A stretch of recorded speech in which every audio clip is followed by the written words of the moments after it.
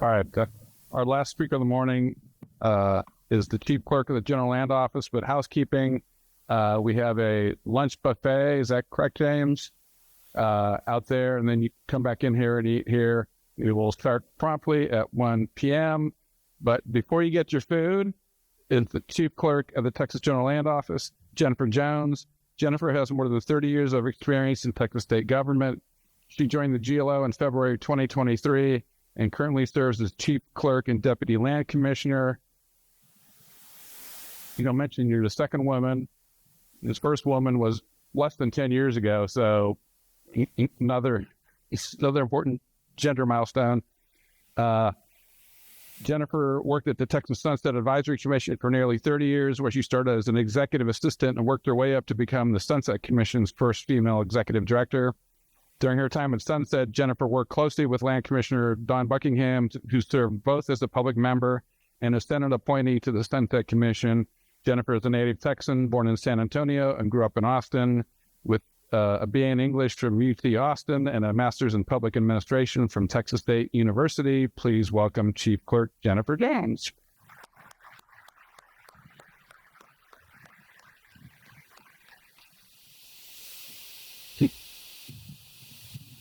And hello, everyone.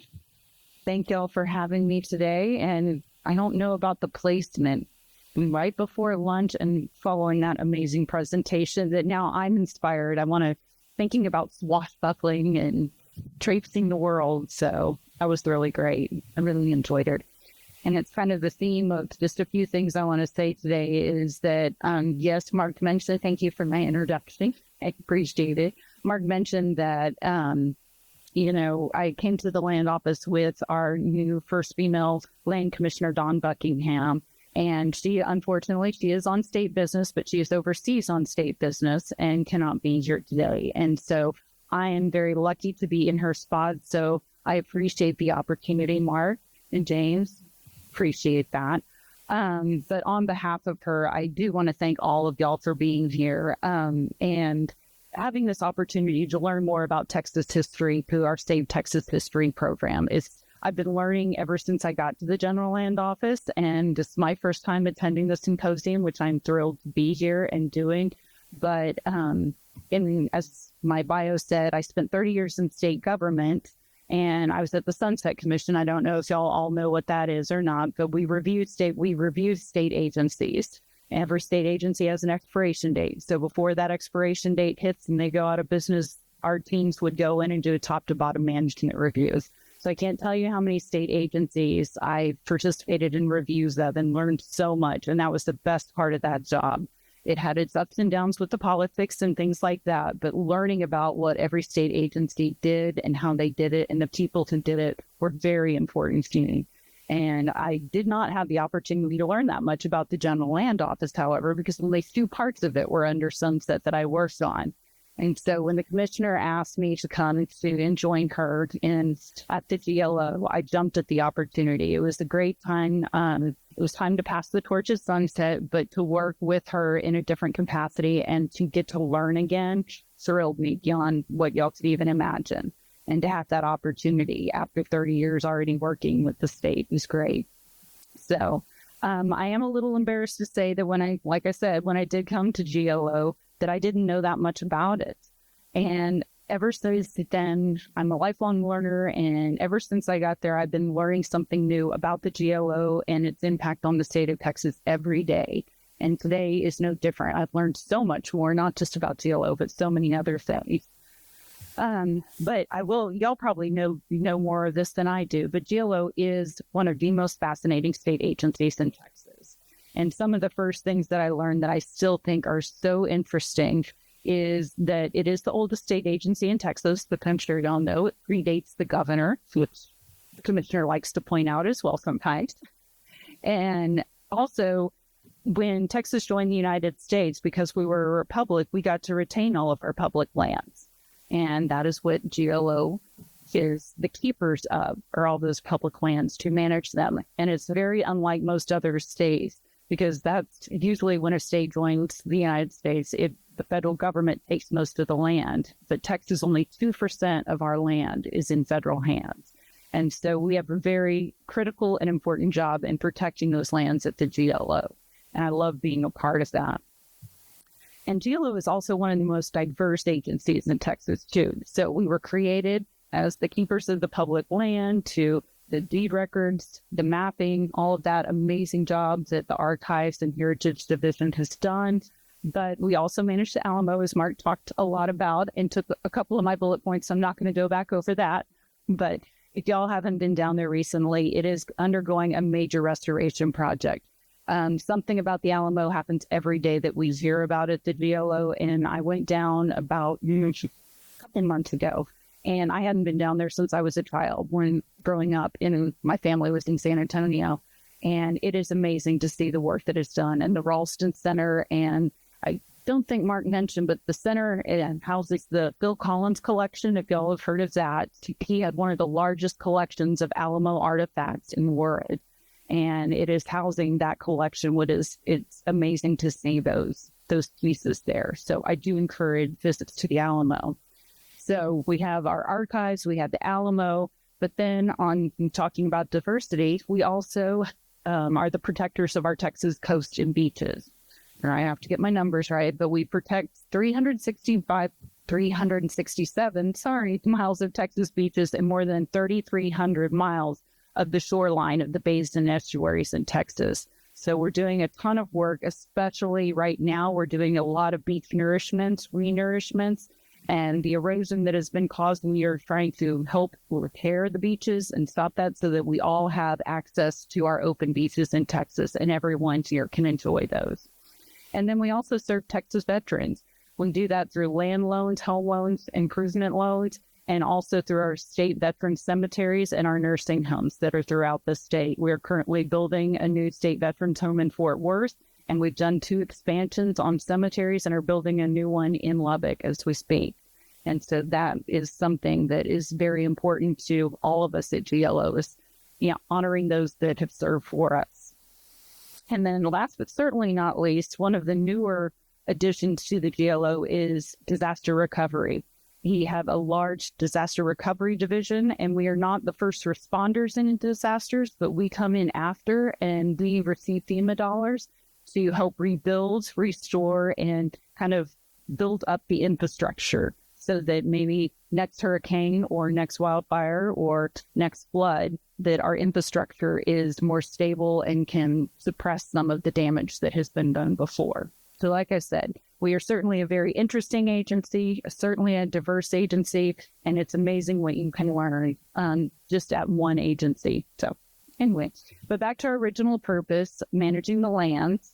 As the keepers of the original land grants, I think you may have already said this earlier, but the archives contain approximately 35 million documents and 45,000 maps, and we provide these to the public. And as everyone knows, hopefully come and visit the archives. It's amazing. But I want to let y'all know, Mark kind of hinted at it, but this legislative session, we are going to ask for $1.3 million to expand our footprint in the Stephen F. Austin building and build out a world-class museum, basically, where we can see and put all of those out for public consumption. And it's going to be, hopefully, we hope it will be part of what is becoming kind of a museum center on the corner where we have the Blanton, the Bob Bullock, and then we're right next door to the Bob Bullock. And so we're going to be asking for this and hope it'll be a great addition to all the museums that are coming here. So hopefully we have that to look forward to. So if you want to let your members know, it's an exceptional item for us, and let your legislators know. So, and as I said before, this is the first time I've been here at the symposium, and I have been enthralled from all the presentations this morning, but certainly am looking forward to learning a lot more this afternoon with y'all. But before that, I do want to take the opportunity, as well as Mark did this morning, to thank our sponsors again, specifically the Summerlee Foundation, the Historical Foundation, the State Historical Foundation, and the Texas Historical Commission, as well as the Friends of San Felipe de Austin, for underwriting and sponsoring the event, and for all of our gold and silver level sponsors who made this event possible. So if we could just give them one more round of applause, because they are the ones who made this happen.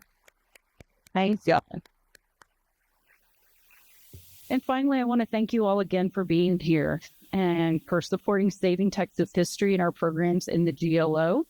And I hope you're inspired by what you learned today. I know I already have been, and I'm sure I will be inspired this afternoon. And I don't want to hold anyone up from lunch. So I certainly can try and answer some questions. But other than that, thank y'all.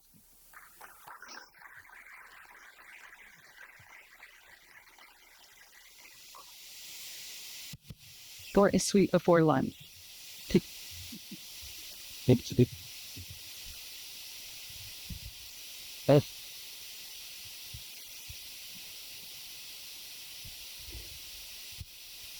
Thanks. Regarding your disaster recovery effort, does that apply only to GLO properties? No, absolutely not. No, those are federal dollars mostly that come down, and we organize and we give them to communities. A lot of times we work with the counties and the cities and planning organizations, and we actually fund the money to them, but we put the programs in place, and then they find the applicants, and we help them do all the paperwork that goes with that to get the money to where it needs to go. Counties, cities, yeah.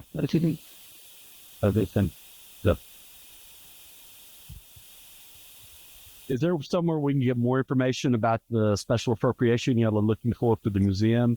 Something we can fill out our request to our lawmakers to do? I would love that. Yes, we just put out our legislative appropriations request. It was just submitted to the Legislative Budget Board and to the House and Senate members.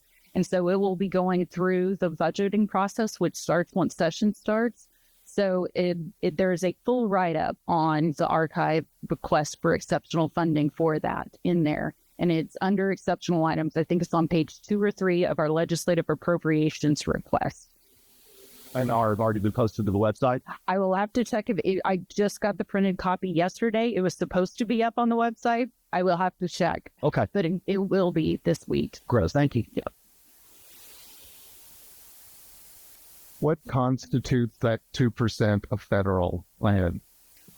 I cannot answer that question. I apologize. I got some of the facts from military-based. there. That is. Someone can. Thank you. The other thing about that, which I think, I don't know, is a question I've answered from a lot of friends and family. And when I go to other states, especially, they're like, where are all the federal parks, the national parks that we can hike in and go to? And you have all this land. Why aren't they parks? When we don't have a lot of federal parks, and we do have state parks, that's the Parks and Wildlife Department. But in Texas, of course, we have all our lands to over 13 million acres that the GLO manages. But all of the funding that comes from that, the leases on it, which include oil and gas, mineral rights, but also grazing leases, hunting leases, all of that funding goes to fund public education in Texas. And I think if I trying to remember, at the end of July, just for this year, I think just put it in here. Let's see. Yeah, it was 1.3 billion we have given as we are supposed to, given to the public school fund or public education. And that's just this year. So think about that. $1.3 billion at the end of July for public education comes from our management of those state lands. It's pretty impressive. All right. Thank you.